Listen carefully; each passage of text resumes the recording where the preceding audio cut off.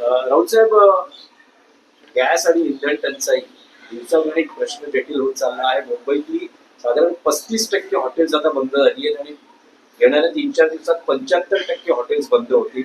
खाद्यपदार्थांचे दर वाढत आहेत आणि मुख्यमंत्री म्हणतायत की सर्व आलबेला इंधन साठा किंवा गॅस आहे. माझं त्यांना एक आव्हान आहे की खोटं बोलू नका. त्यांना किंवा भाजपचे जे पुढारी खोटं बोलतायत की तुम्ही लोकांना विश्वासात घेऊन सांगा काय परिस्थिती आहे. 1 महिना पुरेल इतकं इंधन आहे, गॅस टंचाई होणार नाही, इंधन टंचाई होणार नाही. तुम्ही कोणत्या आधारावर बोलताय? कोणत्या आधारावर बोलताय?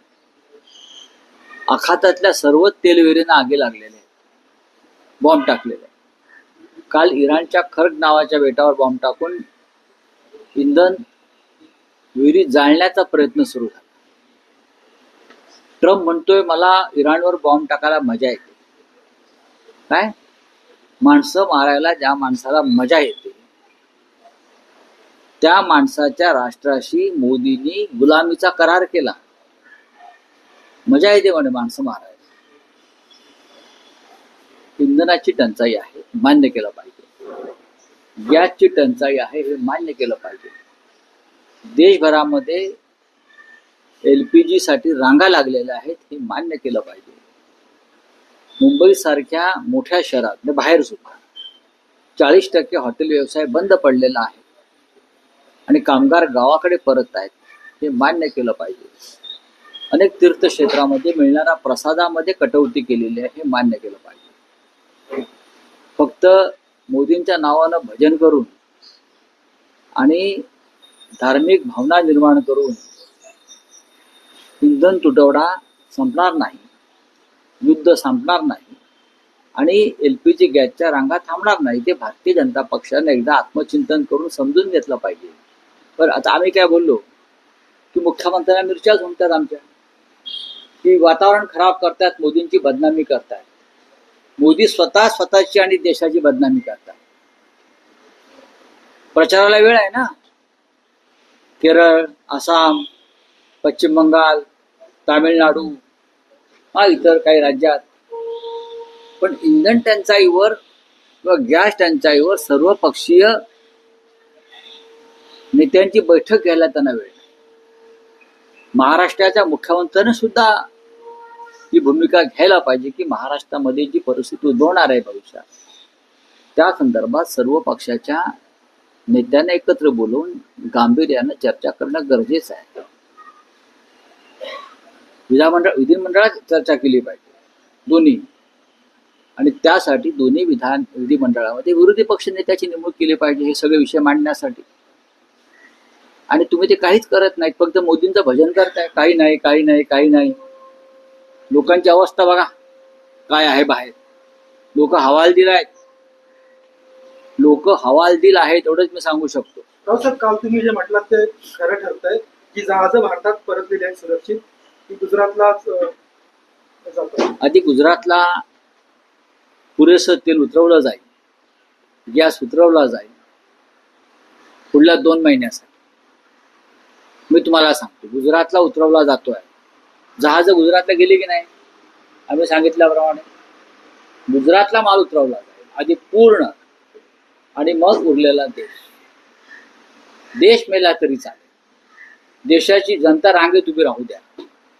पण मोदी हे फक्त गुजरातचे पंतप्रधान आहेत, अमित शहा हे गुजरातचे गृहमंत्री आहेत. बाकीचा देश जो आहे हा विरोधकांचा छळ करण्यासाठी. पण राऊत साहेब, आता जी परिस्थिती मुंबईत निर्माण झाली आहे, अनेक कामगार त्यांच्या गावी परत आहेत आणि प्रत्येक राज्यात तीच स्थिती आहे. देश पुन्हा एकदा लॉकडाऊन सारख्या परिस्थितीच्या दिशेनं असं वाटचाल करतो. आम्हाला असं वाटतंय, पण कदाचित देवेंद्र फडणवीस यांना असं वाटणार नाही, कारण असं बोलल्याने मोदींची बदनामी होते. आम्ही असं सत्य सांगितल्यानं त्यांना असं वाटतंय की आम्ही मोदींची बदनामी करतो, मग आम्ही नक्षलवादी आहोत. सत्य बोलतोय, मग आम्ही अर्बन नक्षलवादी आहोत. सत्य बोलणारे की या देशामध्ये गॅस टंचाई, इंधन टंचाई आहे, हॉटेल बंद पडतायत, फाउंड्री उद्योग बंद पडतो, इतर उद्योग बंद पडतायत. त्याच्यामुळे रोजंदारीवरती असलेला कामगार हा आपापल्या घरी आणि गावाला जायला निघालाय, मुंबईच्या बाहेर, शहराच्या बाहेर, महाराष्ट्राच्या बाहेर. हे सांगणं म्हणजे आम्ही अर्बन नक्षलवाद, बरं का. आणि हा जो छळ चाललेला आहे देशातल्या जनतेचा, ते म्हणजे महात्मे, ते श्रीरामाचे अवतार सगळे. ते राऊतसाहेब, तुम्ही आता अर्बन नक्षलवादी हा उल्लेख केला.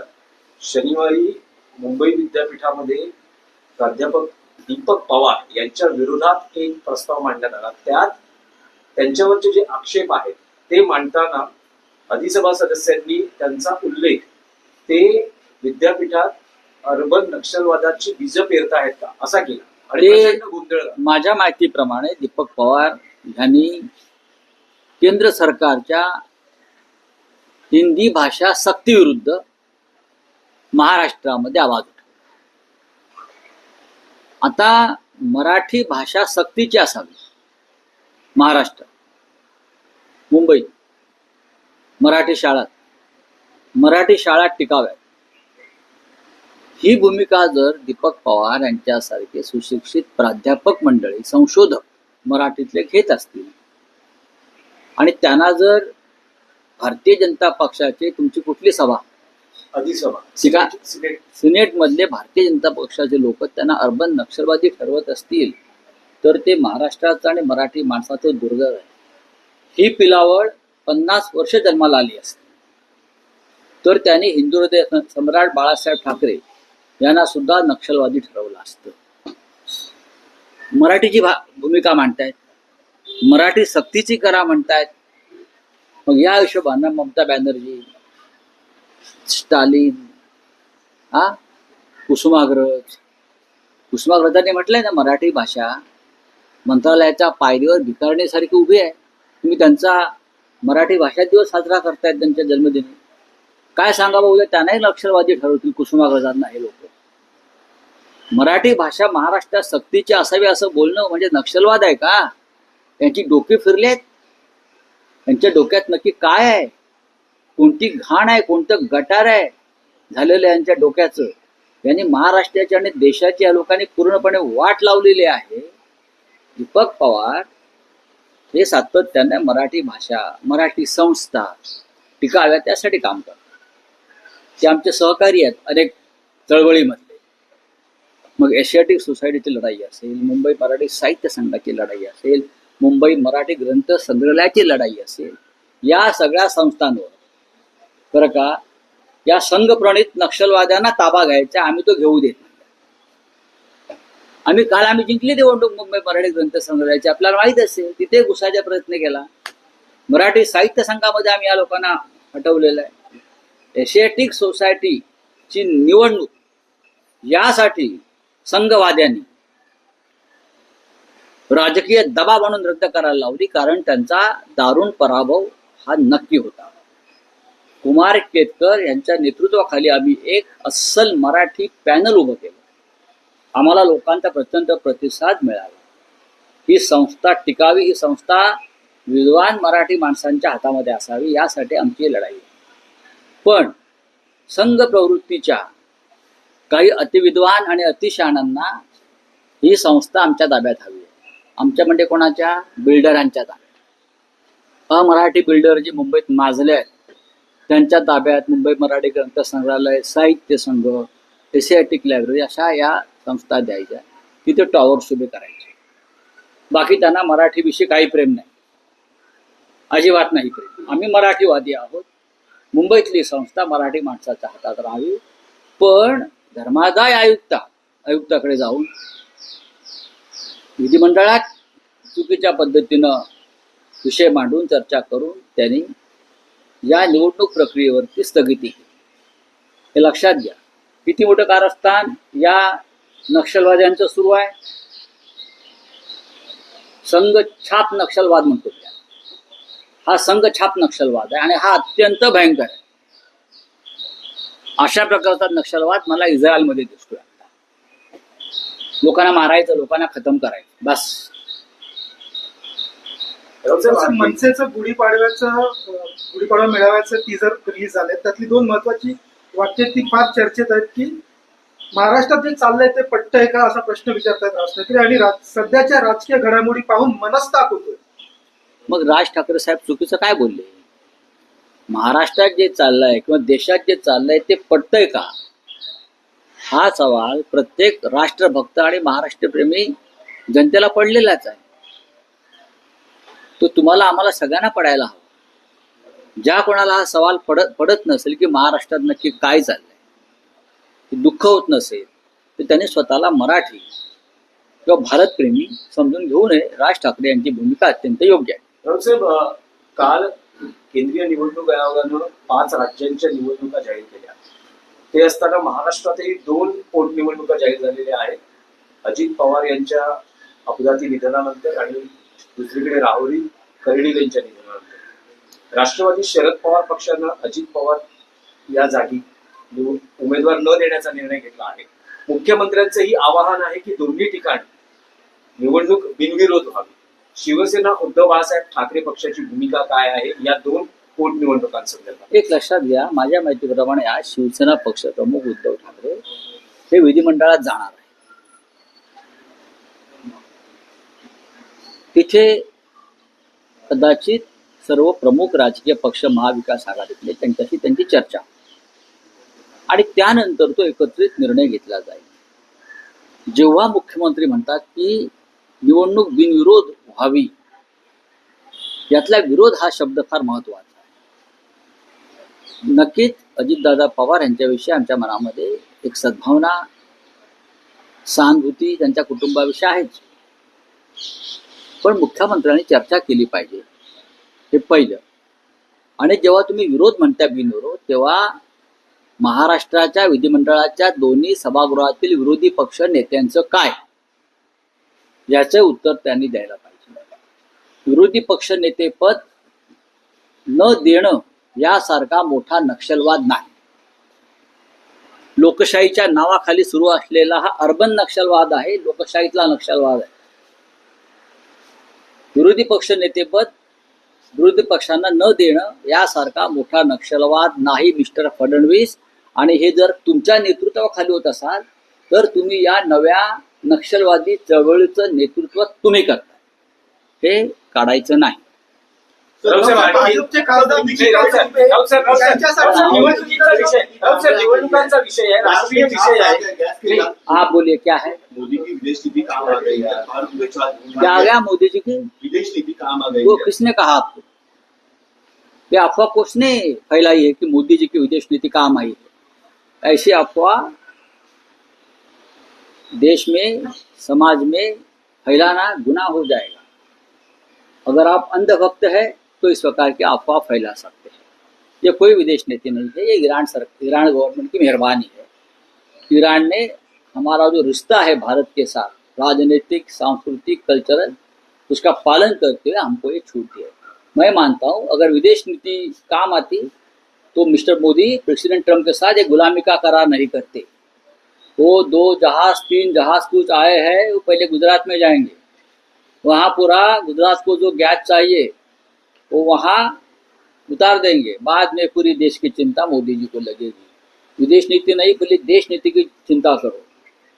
ये ईरान सरकार को हमने आभार मानना चाहिए, हमको भी ये सहूलत दी और हम लोग इस युद्ध में ना यहाँ ना वहाँ और छुपी तरीके से हमने अमेरिका और इजराइल को समर्थन दिया है.